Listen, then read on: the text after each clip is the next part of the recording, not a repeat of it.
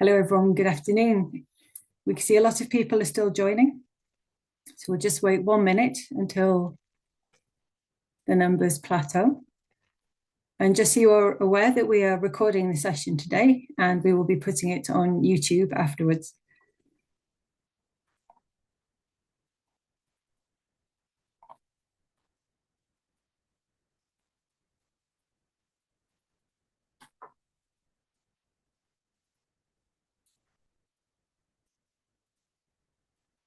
Okay, we can begin.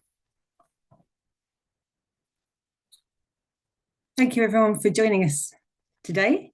It's great to see so many people coming and joining a session about rewilding and the law. We're really pleased to see that there is so much interest in this.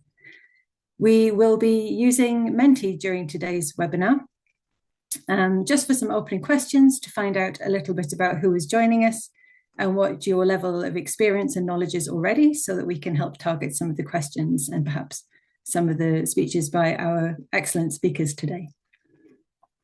My name is Amy. I work with Rewilding Europe and my role is the head of upscaling there. I'm here today moderating this session on behalf of the European Rewilding Coalition. I'll explain a bit more about that in a few moments. I'm joined today by some fantastic speakers. We're really lucky.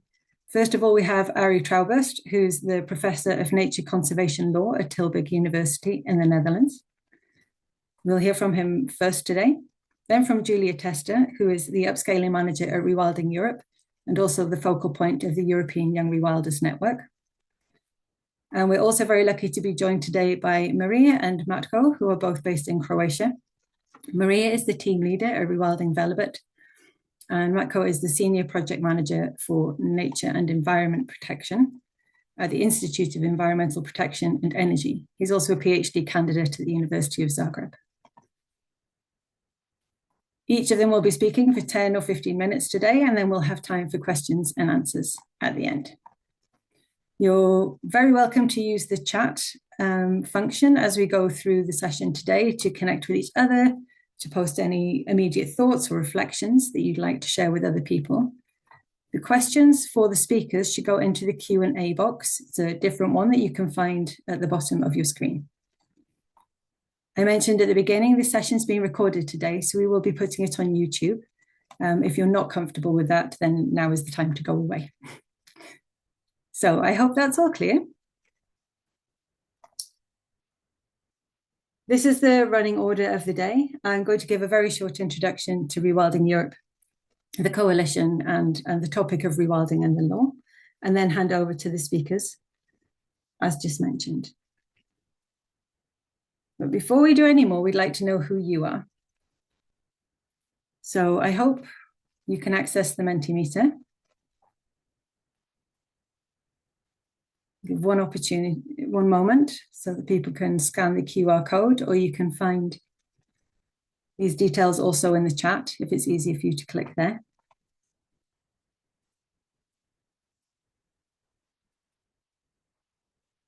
Yeah, lots of people indicating they can go in. So let's begin.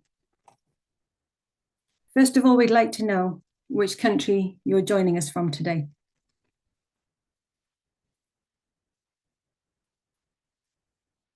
And I'm very relieved to see these countries coming on the screen. It's always a good thing when this works.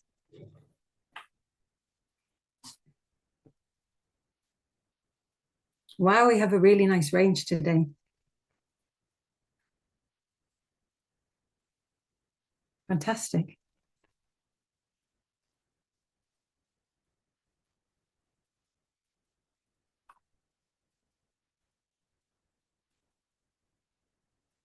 Great. We have such a mix. We have Sweden, Denmark, Norway, across to Serbia, Ukraine, Croatia, Slovenia, down to Spain, Portugal. Fantastic. And let's go to the next slide. We're curious to know whether people here are involved themselves in the development of national restoration plans in their country. If you are, We'd be very glad to stay in touch with you after this webinar, and Lucy will share the contact details for how you could do that in the chat. If you are not and would like to know how to be, we have access to information which is compiled by the Restore Nature Coalition, and we can try and connect you to the process in your country if that's something you'd like. So please do follow up with us after this webinar. Again, we have a nice mix here today. Some who are really involved, some who are in contact, and others who are not yet, but perhaps who would like to be.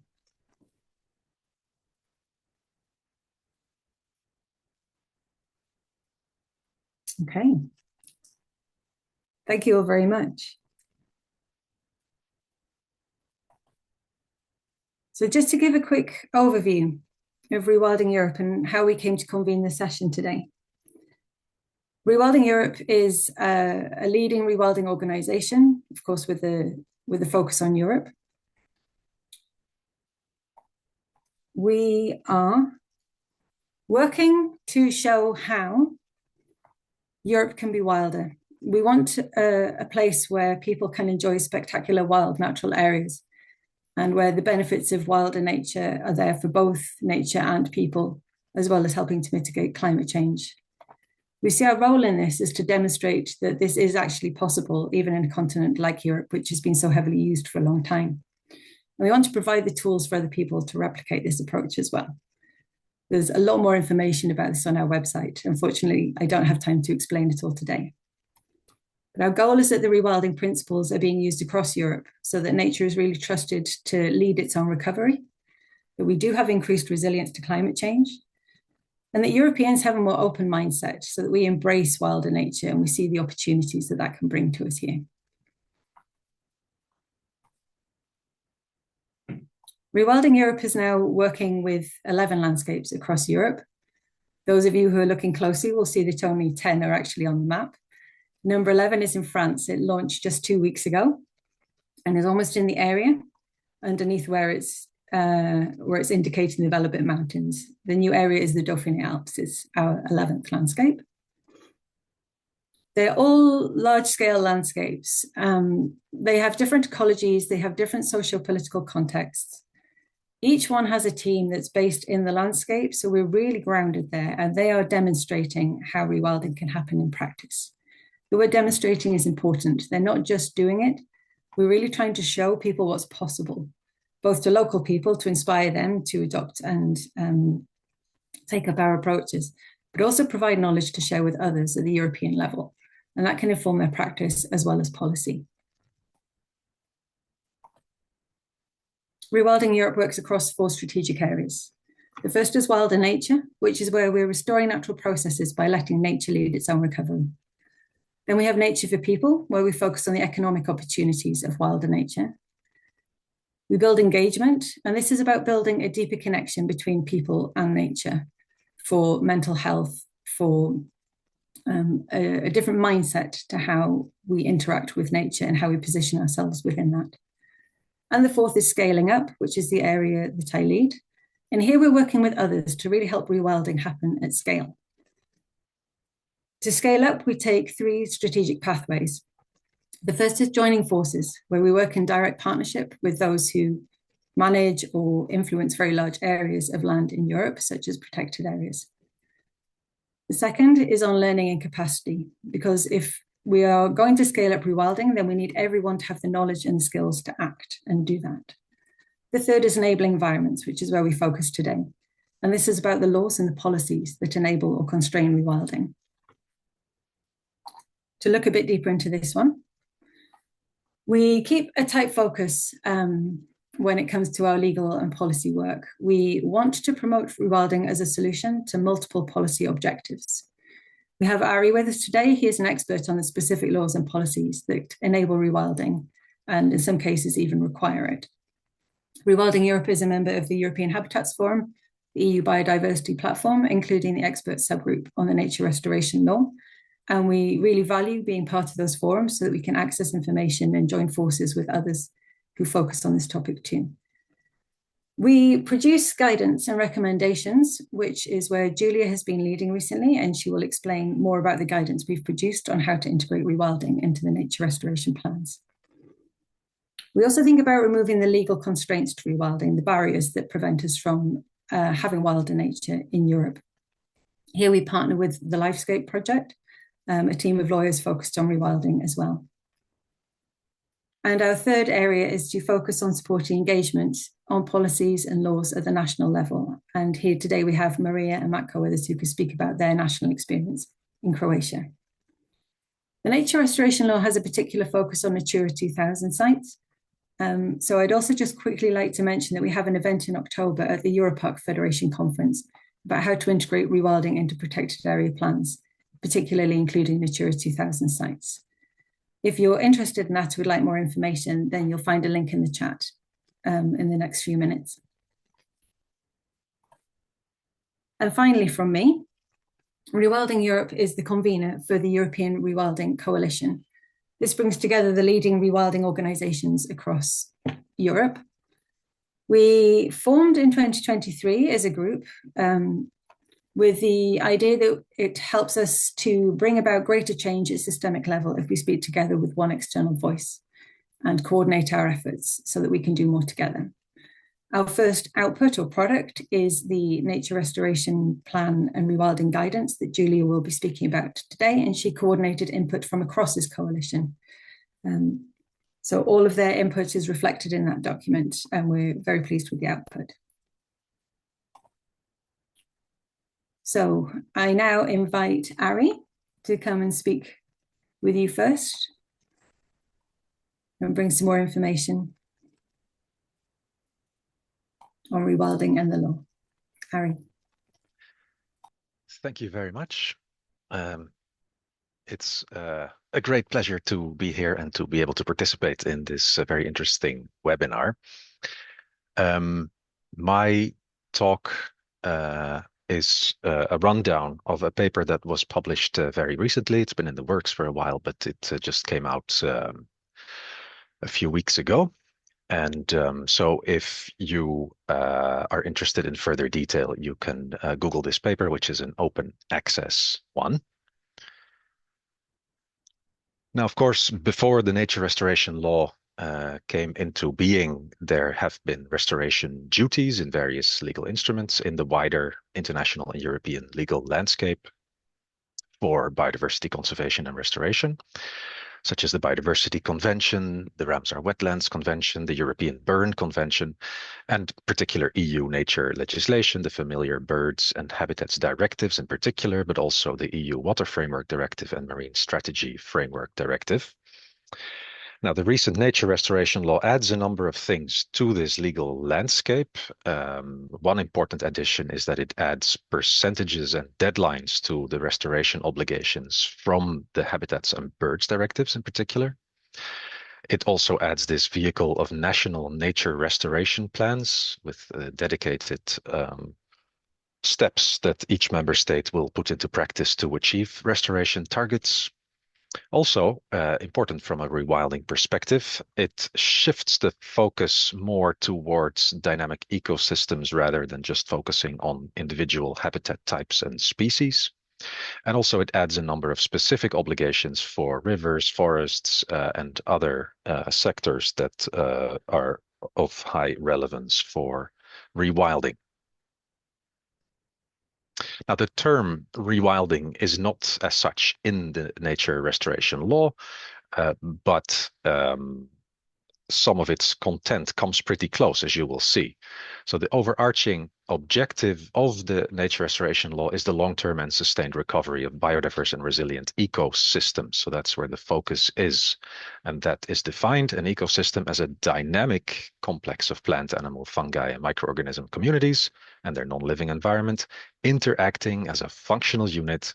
And this includes habitat types, habitats of species, and species populations. So the primary emphasis is on dynamic nature functioning by natural processes, and habitat types, habitats of species, which are still a strong focus of the nature restoration law, are emphatically viewed within this larger ecological dynamic context. So that's a significant shift, I would think. The nature restoration law has an annex, Annex 7, with recommended concrete guidance provided to member states of measures that they might take to implement their obligations under the restoration law. And one of those is to allow ecosystems to develop their own natural dynamics by promoting naturalness. Now, that comes pretty close to a basic understanding of what rewilding is about.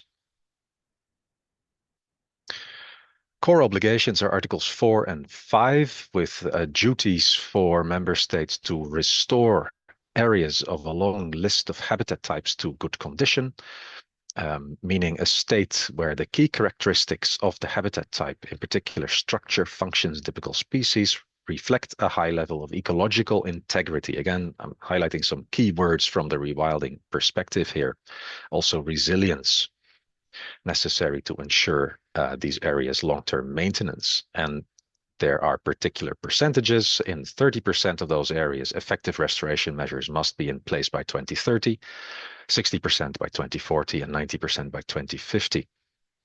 In addition to that, where it's necessary, member states must also re-establish areas of habitat type. So in a sense, creating new nature. Again, with percentages by 2030, 40, and 50. And also restore the habitats of the species that are listed in the Habitats Directive and some other places, and the Nature Restoration Law's own appendices to a sufficient quality and quantity. And at the top of the slide is the definition of restoration that the regulation uses, and this is actively or passively assisting the recovery of an ecosystem in order to improve, again, its structure and functions, with the ultimate aim of conserving or enhancing biodiversity and ecosystem resilience. In addition to these general obligations that apply to all of these different habitat types and species, there's a number of focused obligations in the regulation, and I'm just going to touch upon a few of the most relevant ones. So forest ecosystems dealt with in Article 12. There is, excuse me, there's a duty for member states to achieve an increasing trend of common forest birds. So you can imagine the more natural forest management there is, the better the forest birds do. And secondly, and there the link with rewilding is perhaps more tangible, to achieve an increasing trend for a number of indicators, 6 out of the 7 ones displayed on the slide. Standing deadwood, lying deadwood, forest of uneven aged structure, well-connected forests, native trees, tree diversity. So all of those are hallmarks, of course, of forests that are allowed to be natural rather than artificial plantations. So this seems to align well with rewilding philosophies. And a few examples of relevant Annex 7 recommended concrete measures are natural regeneration and succession to allow that in forest ecosystems. And also, interestingly, restoring mosaics of non-forest habitats, such as open patches of grassland or heathland. And that's particularly interesting in light of all of the mounting research that seems to indicate that the really natural benchmark of forest ecosystems in Europe is really half-open mosaic landscapes. Article 9 targets rivers and floodplains. It ties into a concrete EU-level objective of attaining as much free-flowing rivers as possible, and at least 25,000 kilometers of length of free-flowing rivers by 2030. And those rivers, free-flowing rivers, are defined as rivers whose connectivity is not hindered by artificial structures and whose natural functions are largely unaffected. And there, of course, there's a very close link with rewilding approaches to rivers, focusing on removing dams and other unhelpful structure that hamper the natural dynamics of the river ecosystems. So in terms of member states' duties, there's a duty to identify which artificial barriers might be removed, and then a duty to, in fact, remove those barriers. and also an accompanying duty to take the measures necessary to improve the natural functions of the related floodplains. So floodplains, of course, are also areas where a lot of rewilding initiatives have been unfolding in recent decades, among other things with beavers and rewilded horses, cattle, and so forth. And some recommended Annex 7 measures, again, build on that and reinforce that by recommending member states to re-establish the meandering of rivers, to reconnect artificially cut meanders, generally to give more space to river dynamics, and also to focus on re-wetting drained peatlands, removing drainage structures, and depoldering. So all very typical rewilding activities that have a very concrete foothold in the text of the regulation. A particularly interesting duty from a legal point of view is Article 10 regarding pollinators, especially because of its very strict and demanding formulation. Member states shall do a number of things. Improve pollinator diversity. Pollinators are defined as wild pollinators. To reverse, secondly, the decline of pollinator populations at the latest by 2030, and thereafter achieve an increasing trend until satisfactory levels that are yet to be defined are reached. Now, a decline of pollinator populations, as you can see at the bottom of the slide, is a decrease in abundance, biodiversity, or both of pollinators. So again, looking at the second bullet, a duty to reverse the decline of pollinator populations at the latest by 2030 reads as an obligation of result. There's also no derogation clause for this. And as you are well aware, reversing the decline of pollinator populations is a huge task that will require all kinds of pretty drastic measures. But that's apparently what the regulation expects member states to do.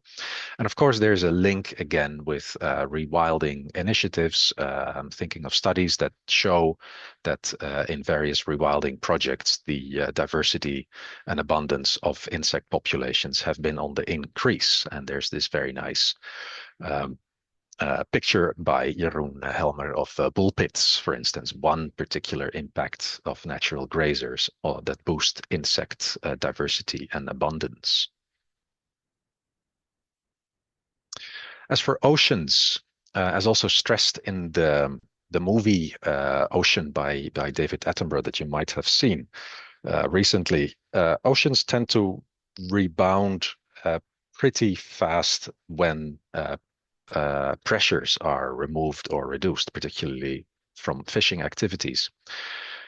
So passive rewilding is a good strategy here, but also, of course, sometimes more active help is needed. And both of those are covered in the recommended Annex 7 measures. So minimize negative impacts of fishing activities, and then nature will do a lot herself, but also provide structures or substrates to rebuild reefs, restore seagrass, meadows, kelp forests, both in a passive and an active way, reintroduce or introduce missing species. And that links to a rather striking omission, if you ask me, in the regulation text, namely a provision targeting the restoration of missing species, given their important part in ecosystems, particularly keystone species. Many biodiversity legal instruments have a clause on reintroducing missing species. So it's rather striking that an instrument that is dedicated to nature restoration does not have this clause. To some extent, this might still be salvaged in the sense that the regulation has an option for adding concrete measures to Annex 7 in the future, and I've just drafted a potential candidate text for covering this particular issue. Now, the national restoration plans that each member state is expected to draft, finalize, and implement, those are key vehicles for implementing the various obligations. That's where member states are expected to flesh out the details of how they are going to meet all the various targets by the deadlines. And so here, depending on the measure and the circumstances, you might say that several rewilding measures are already required, but also there's a lot of discretion still, a lot of bandwidth where certain obligations might be met to a large extent by implementing rewilding approaches rather than typical hands-on restoration. But member states might also opt to do this in a different way. So this is really a crucial time in which to influence the national restoration plans. And of course, that's what Rewilding Europe is doing. And many of the audience present here today will perhaps be involved in. The draft plan is expected to be submitted to the European Commission at the latest 1 September 2026. Then the Commission will send comments, feedback to the member states, and they will take that into account in their final plans and then submit revisions every 6 years. But this first plan, of course, is expected to indicate the primary direction. So that's a really important time right now. And I thank you very much for your attention. There's the paper again, if you're interested in more details. And I look forward to any questions later that you might have and to the following presentations. Thank you. Thank you, Arie. That was a really interesting oversight of the nature restoration law, particularly the duties of the EU member states. And I found the information on reversing the decline of pollinators by 2030 particularly interesting, because that's a really high target considering the decline of pollinators at the moment. We have some questions for you arriving in the Q&A, but I think with the time we will hold them until the end. And I will ask Giulia to speak next and explain some more about the guidance that Rewilding Europe has been preparing on behalf of the European Rewilding Coalition. Giulia. Good afternoon, everyone. And it's really a pleasure to be here. And as Amy just mentioned, I'm here presenting the document that we have developed to help integrating rewilding in the national restoration plans, especially after having heard Arie's presentation on how this is timely. So this document called Guidelines for Drafting the National Restoration Plans can be found online. Here is the link, and Lucy will share it in the chat as well. And that's just been published a couple of months ago with the input from various experts and practitioners all around Europe. The purpose of this document is to support and inform stakeholders, anyone involved in drafting and developing the NRPs to any extent, with insights, case studies, data, and resources, so that we can actually have rewilding integrated across the plan. This resource is additional. Of course, it covers rewilding-focused topics. It has to be interpreted as complementing existing resources that have been already published. It's quite general. Of course, the information there needs to be adapted nationally and even locally. Not everything is applicable everywhere. And the structure mirrors the structure of the uniform format of their NRPs, which is the document that member states need to fill in to draft the plans. So basically, this document that has the table of content that mirrors the format wants to provide a rewilding answer, or more generally, a rewilding interpretation for each section. And today I'm going to go through the main ones. I divided my slides in this way. So in gray, you see the section or what the plan is asking, or what the format is asking members, states, and pen holders to input. And in purple, the rewilding answer, let's say. So as Arie said, the fact that rewilding focuses so much on functionality and in self-sustained nature that can sustain itself in the long term is aligned with the overarching goal of the law. The law mentions ecological integrity as necessary for the definition of good condition, and rewilding aims at improving ecological integrity of ecosystems, moving up a scale of natural processes that lead nature restoration and are dominating and shaping the landscape. And with these regards, the plans also ask member states to define where the money is coming from, the finances. And for us, it's really important to highlight how rewilding is cost effective, exactly because you want nature to do the job. You want to have restoration that is led and maintained by natural processes as much as possible, obviously. When it comes to climate change, it's clear that it will affect the size, distribution, and other factors of habitats and ecosystems. And in this, Rewilding emphasize how by prioritizing dynamicity of ecosystems and allowing novel ecosystems to develop once you restore functionality, can still contribute, or anyway, can have restoration happening with the due considerations of climate change scenarios that member states need to take account of. When it comes to deciding where and how much to restore and back to when, it's important to be mindful of the so-called shifting baseline syndrome, which is the change of what we consider the state of the natural environment out there due to the lack of memory and information. In Europe, where we've seen so many degraded ecosystems, we normalized the lack of natural processes and the natural abundance and presence of species. So it's important to keep that in mind once you're setting a goal to back when you're restoring. And Rewilding wants to look at the past as a guideline, but not as a strict date to choose, but rather to look at the functionality and the processes, especially when it comes to, for example, the reestablishment of habitats of species. Keep in mind that a lot of species have been eradicated and their natural distribution has been reduced. When it comes to deciding what and where to prioritize rewilding, so in order for natural processes to function, it's important to keep in mind the idea of working at the landscape level. So enough space is there for natural processes to develop. Prioritizing protected areas and areas that are important for connectivity. And at the same time, harnessing opportunity that can arise and are arising from the trend of rural abandonment that we are seeing in Europe. And I'm going to speak a bit more about this later. The law really wants to take into account the synergies with other policies and issues under European legislation.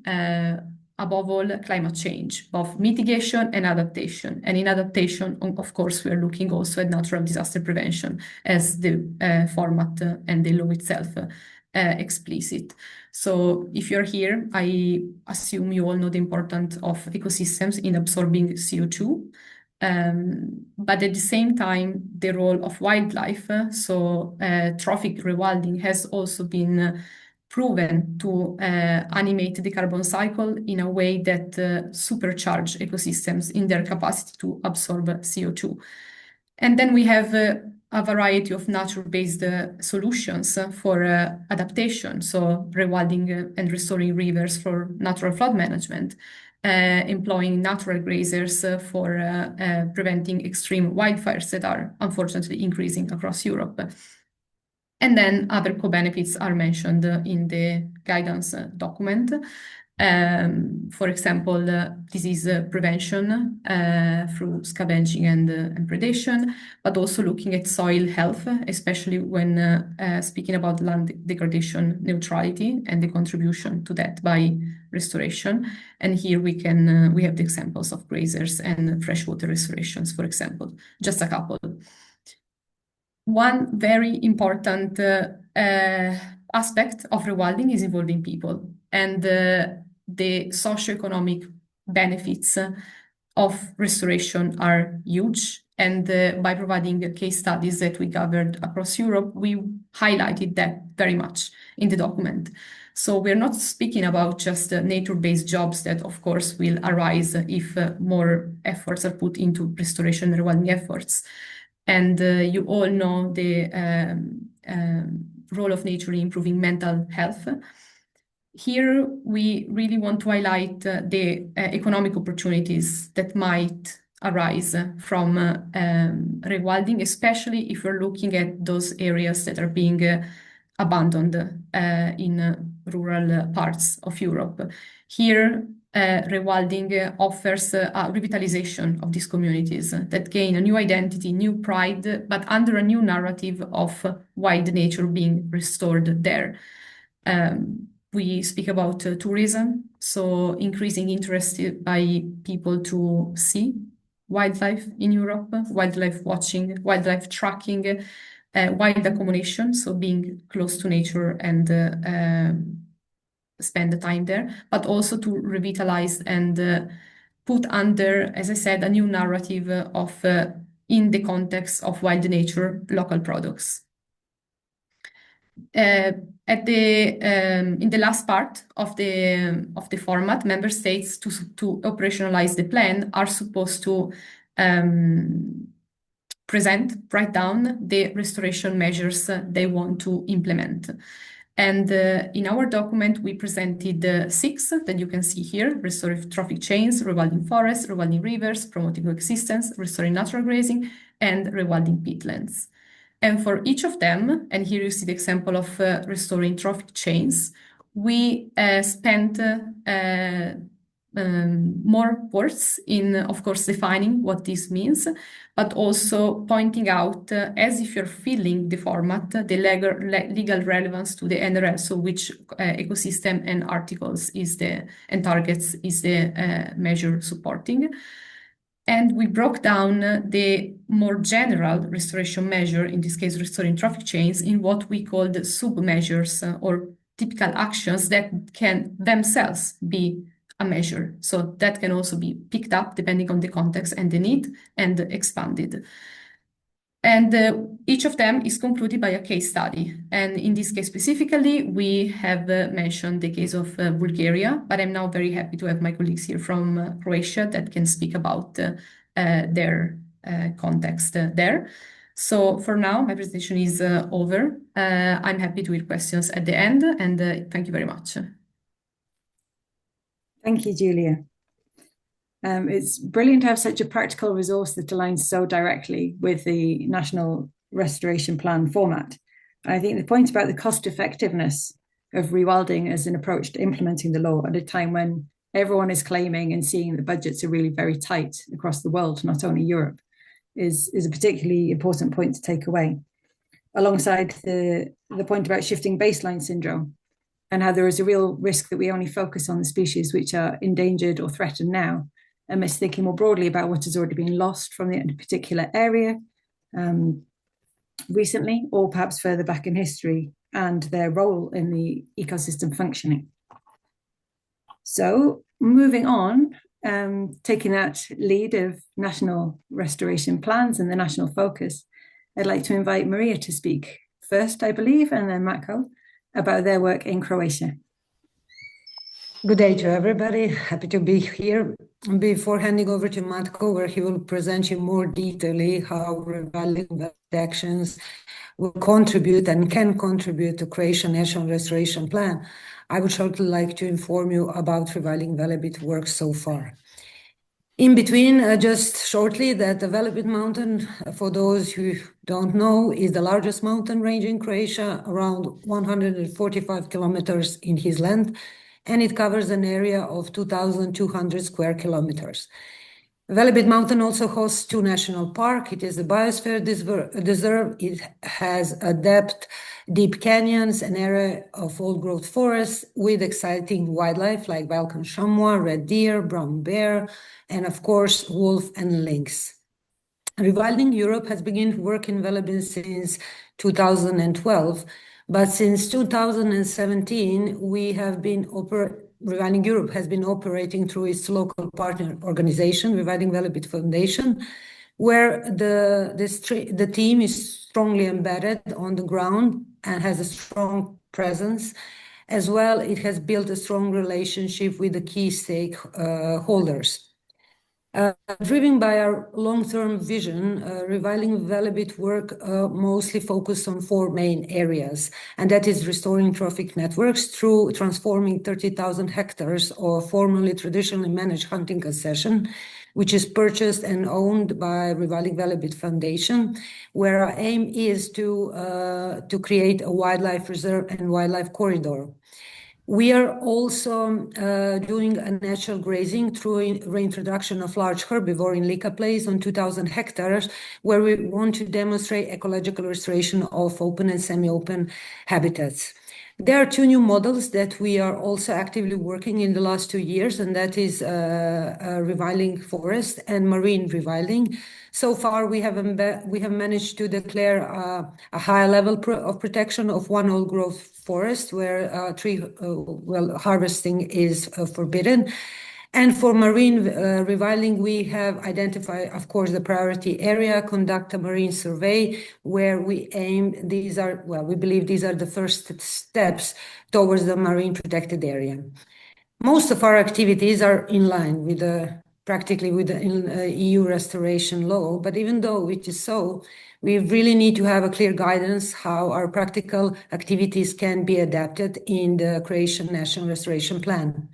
Therefore, a strong collaboration with ministry has already been established, where the workshop and the meetings where we will present these guidelines that Matko will present, and they seem very, very positive of even including one of our experts into writing actually the plan itself.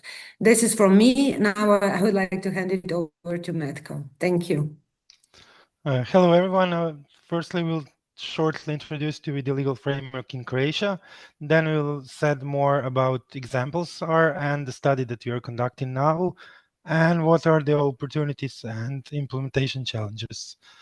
Legal framework in Croatia is divided by the head act, it's Nature Protection Act. Then we have Environmental Protection Act, Water Act, and other acts that are relevant for nature protection. Of course, there are EU regulations which will have to change. I will show you later. Key legal jurisdictions and responsibilities in nature protection, of course, is the ministry, but after all, we have the Institute for Environmental Nature Protection, who has all the data regarding nature, and then we have other institutes like Croatian Meteorology System and Croatian Bureau of Statistics, regional public institutes that are responsible for implementing measures in the field, and local and regional government that will have to integrate these restoration measures into spatial plans. So future developments in Croatian legislation is after we develop the national restoration plan, it will be essential to review and update the existing legal framework. So Nature Protection Act will probably have to be revised. Regarding examples that we have here in Croatia, I will speak in head of the ECONERG, which is Institute for Energy and Environmental Protection.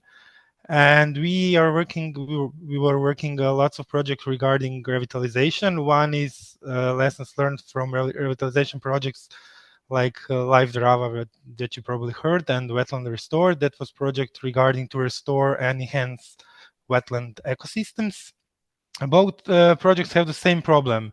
It's complex Croatian legal framework and administrative procedures, which are timely. For example, we contracted these projects in 2017. In Croatia, you have to submit environmental impact assessment study for those kind of projects.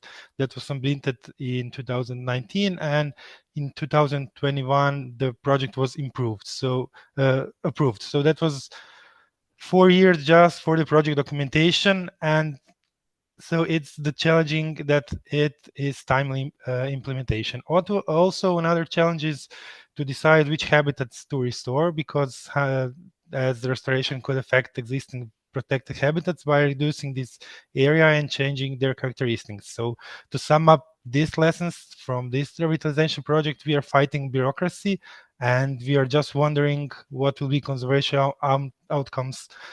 It's unclear, so maybe I'm just wondering, is it better to gather animals around the table and then to have these projects done.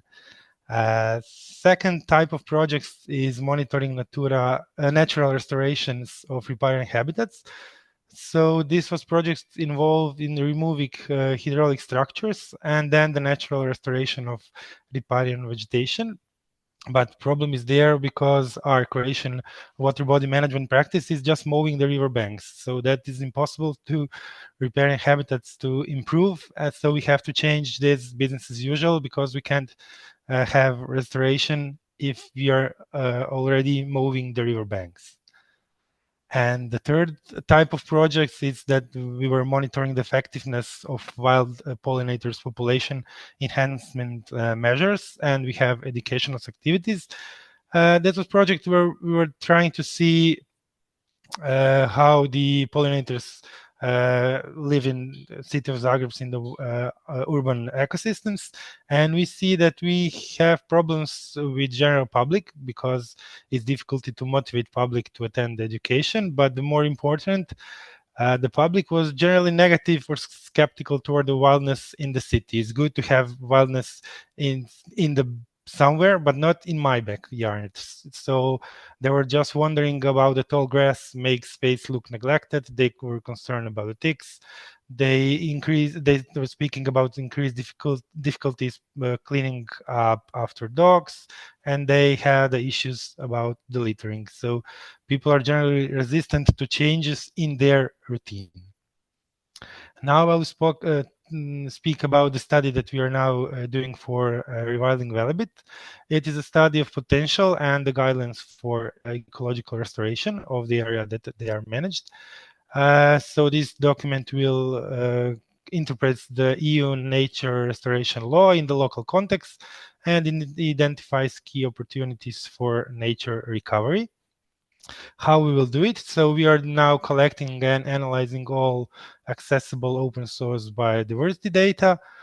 Then we will identify key restoration potentials. So to start the area, and we are doing this by parallel analysis of activities defined by EU Nature Restoration Law Annex 7 that was Arie talking about a few minutes ago. Then these guidelines that Rewilding Europe already done, that Giulia was talking about a few minutes ago, and the already drafted projects that Rewilding Velebit already done. Then we'll compile the list of project activities. We'll create map for potential restoration site and develop recommendations for its implementation. So what are the opportunities of the nature restoration law? This study is currently in progress, so I cannot speak about all the details, but I will show you some conclusions that we already have now. We already identified approximately 50 activities that align with EU nature restoration law that can be implemented in the area of that Rewilding Velebit is managing. And further analysis extends to about 80 potential project activities.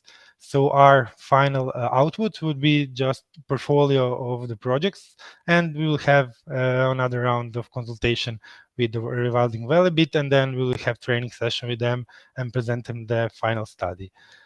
We will group our project ideas into 6 groups. It will be marine ecosystem, terrestrial, coastal, fresh ecosystem. Third is agricultural.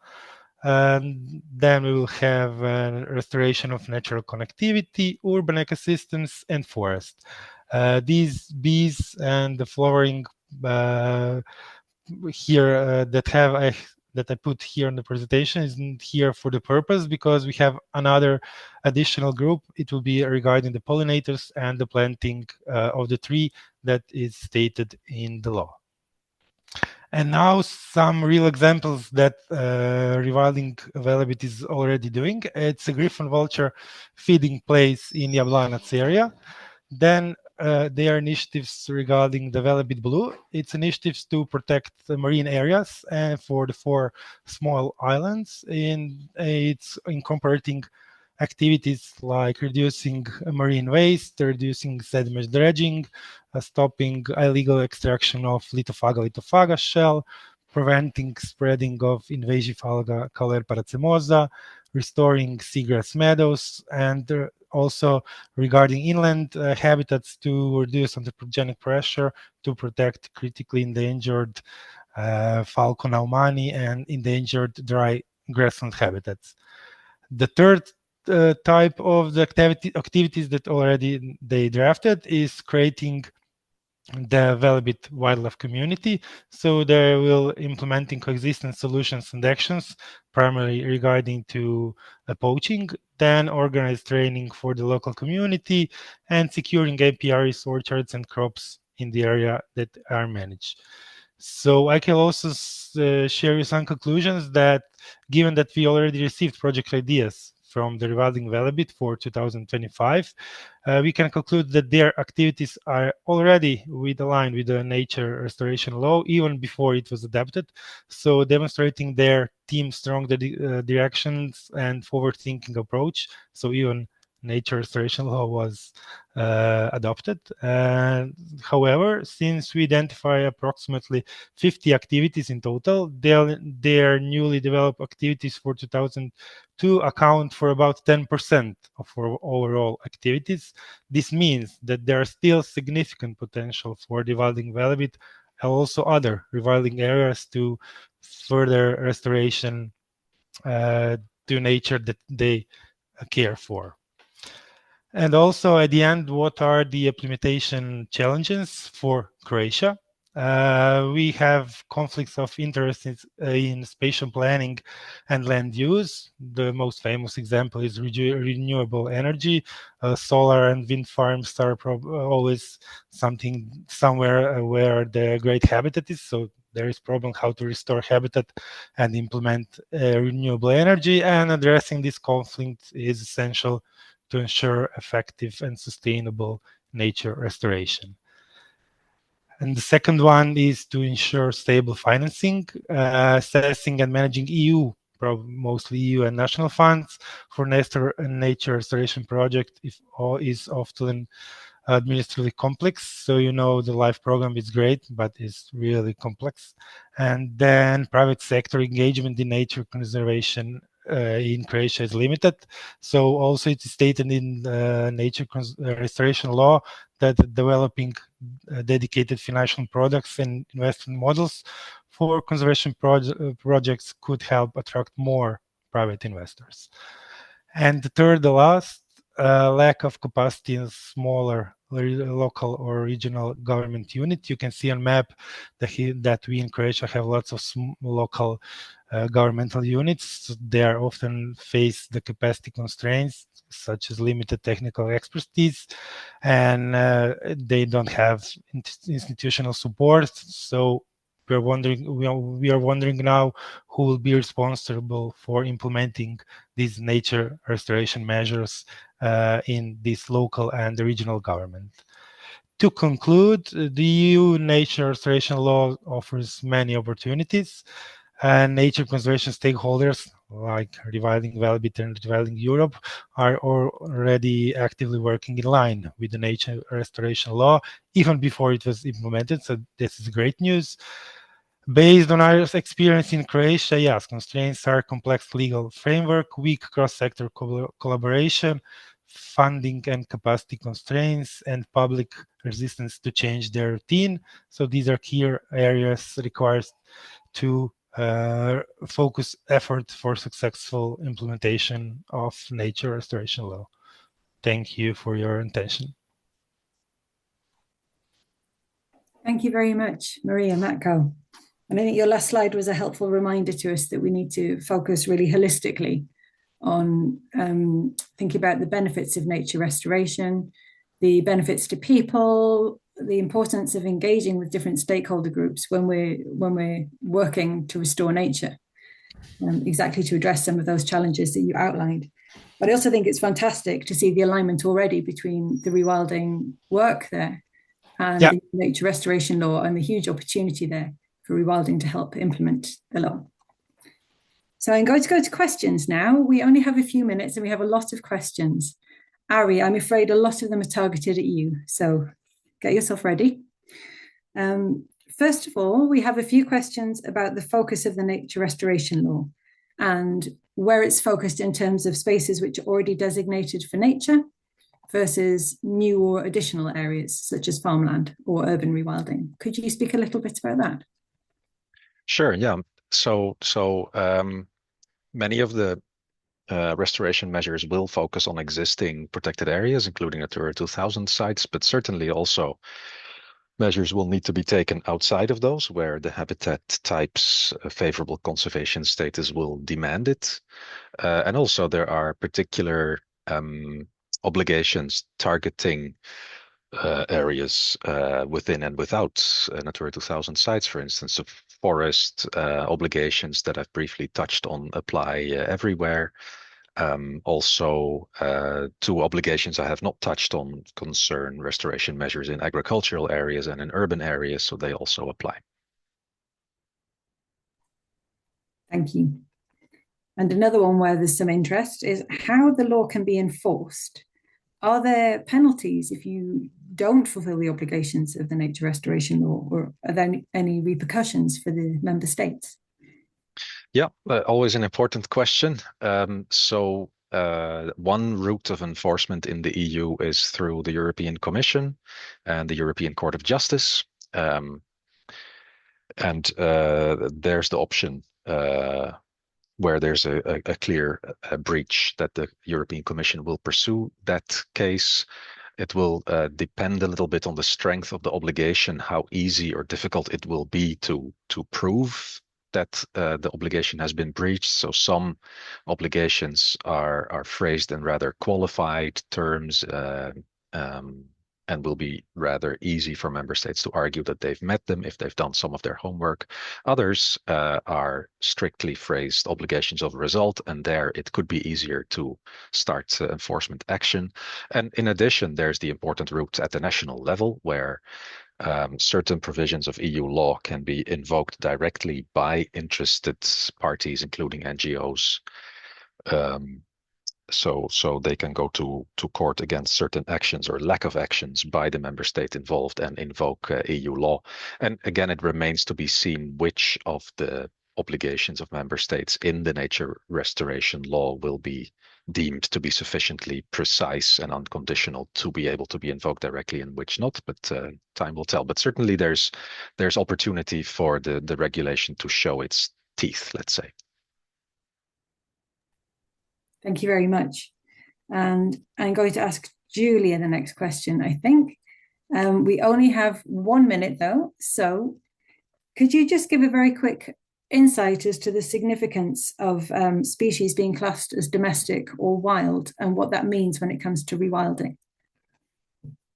So in this context, just because I also read the question, in the nature restoration law, there hasn't been a change when it comes to their status. And in my presentation, I did mention natural grazing because that's a significant natural process that has been missing in Europe and needs to be restored.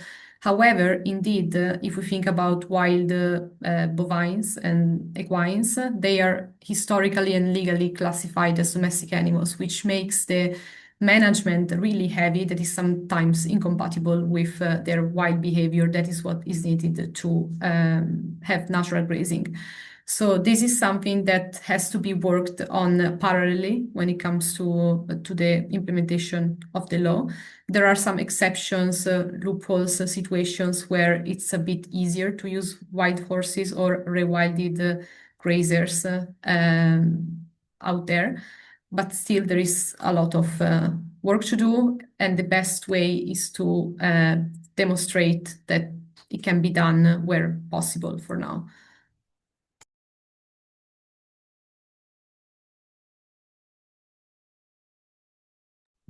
You're muted. Sorry, thank you. Thank you, Giulia. We're going to wrap up here to make sure we finish on time, but first I'd like to thank all of the speakers for taking the time to come and join us today. And thanks to everyone who's joined the webinar as well. It's not a light topic all the time to speak about rewilding and the law, and it's fantastic that so many of you came and chose to give an hour of your time to us today to learn about this with us. The recording will be available on YouTube. We will share information about that when it's ready. I'm sorry we couldn't answer all of the questions that you asked, but we will follow up with an email and send follow-up information wherever we can. There are also links in the chat to the guidance that Giulia presented, and of course to Rewilding Velebit. And I'm sure we can include some links to Arie's work as well. And finally, do let us know about any actions that you're taking in your country. You're welcome to contact Giulia directly. You've met her now. So please do get in touch. We'd love to know how this is progressing across Europe and where we can help support you in bringing rewilding into the national restoration plans. Thank you, everyone. Enjoy your afternoon.